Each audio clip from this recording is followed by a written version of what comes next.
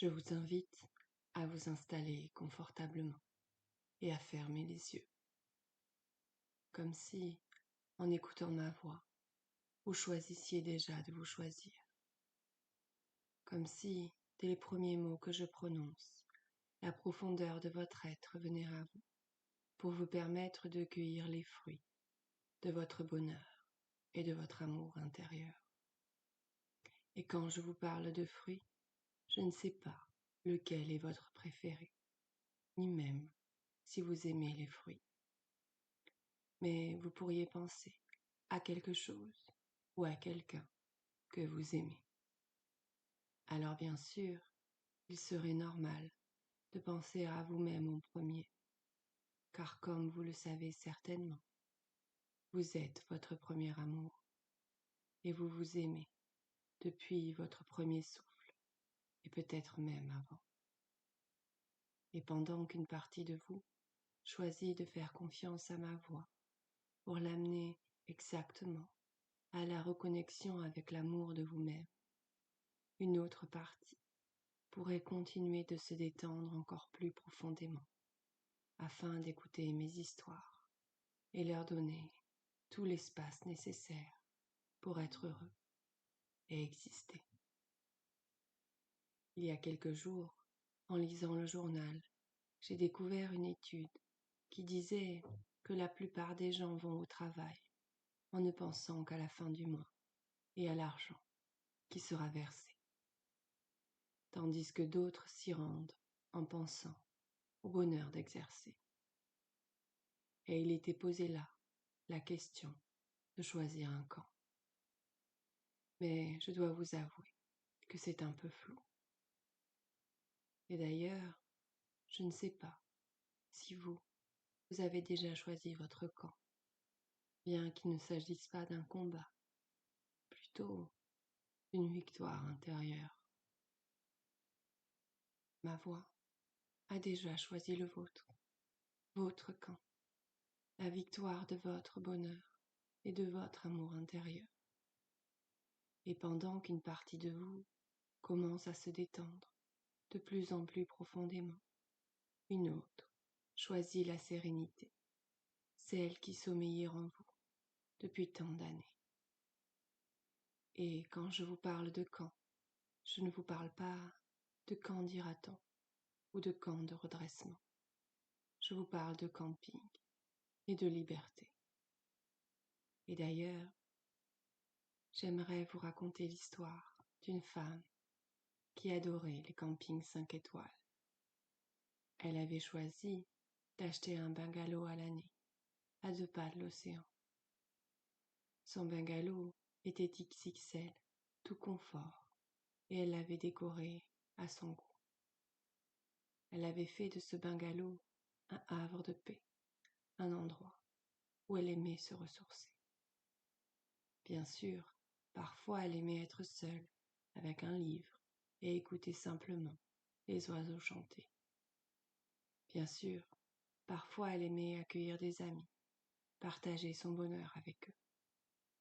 Et parfois, quand un de ses amis était épuisé, elle lui soufflait que la sérénité, l'amour de soi et le bonheur se cultivaient.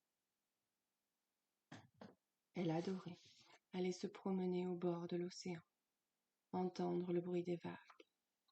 Et je ne sais pas si vous savez que souvent, le va-et-vient des vagues, semblable à de merveilleux allers-retours, permettent à beaucoup de personnes de mieux comprendre les choses. En général, le mieux dans ces cas-là, c'est de ne pas y penser. S'il n'est à penser qu'il y a probablement des choses à penser et que vos pensées pourraient vous y aider. Car la pensée est comme une fleur qui s'arrose de bonnes attentions, ou peut-être même d'intentions. Et je ne sais pas si votre intention est déjà d'aller mieux et de vous aider profondément. Ce que je sais, c'est que le processus a déjà commencé. J'aimerais vous raconter l'histoire d'une petite fille qui adorait les bandeaux qu'elle mettait dans ses cheveux. Sa maman lui en avait fabriqué de toutes les couleurs, et le matin, elle choisissait le bandeau qu'elle souhaitait porter dans ses cheveux. Parfois, elle accordait le bandeau avec la tenue qu'elle portait, et parfois, elle préférait donner un côté un peu décalé à sa tenue.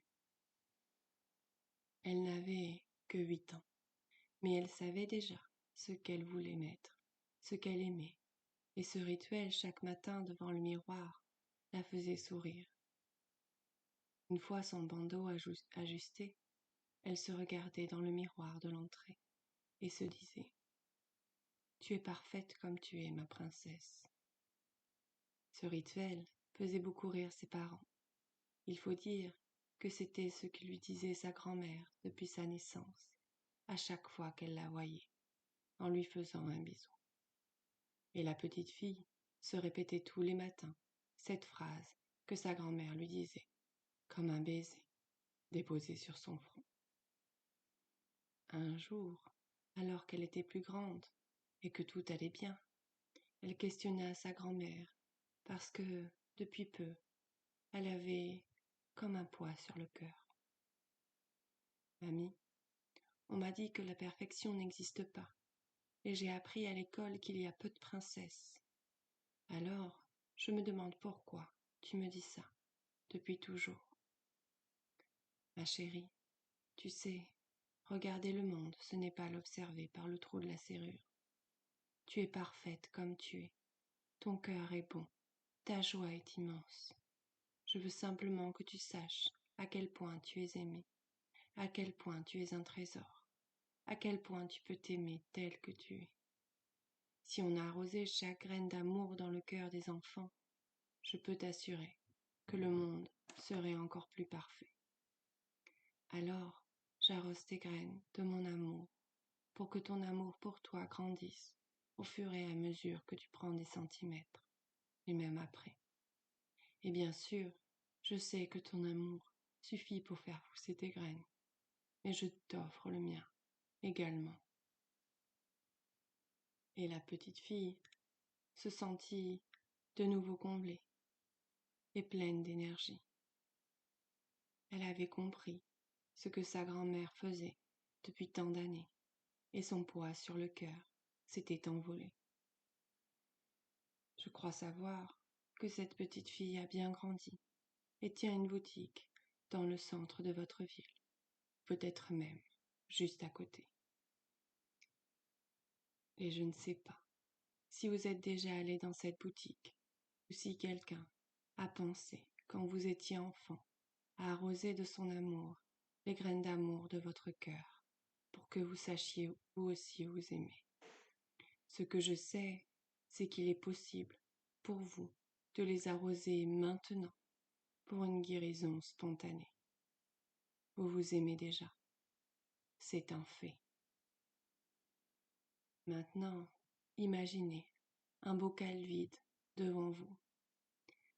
Vous y déposez tout ce qui entravait votre amour pour vous-même, que ce soit des tristesses, des souvenirs, des croyances. Vous vous libérez de tout ce qui entravait l'amour pour vous-même en le déposant dans ce bocal. Une fois que c'est fait, vous vous débarrassez de ce bocal à tout jamais. Ces sentiments contenus dans ce bocal, ces souvenirs, ces croyances ont désormais disparu.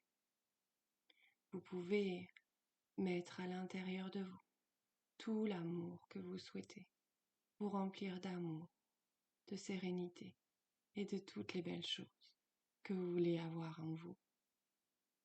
À partir de maintenant, le manque d'amour pour vous est terminé. Vous vous aimez et vous êtes fier de la personne que vous êtes. Imaginez-vous, d'ici quelque temps, heureux de constater que cette séance a marché et que votre amour pour vous-même est décuplé. D'ici quelques instants, la séance va se terminer et votre inconscient va continuer d'œuvrer pour que l'amour que vous vous portez prenne possession de tout votre être. Toutes les parties de vous vont pouvoir se réassocier et vous allez pouvoir en douceur revenir ici et maintenant, au moment présent, et rouvrir les yeux doucement.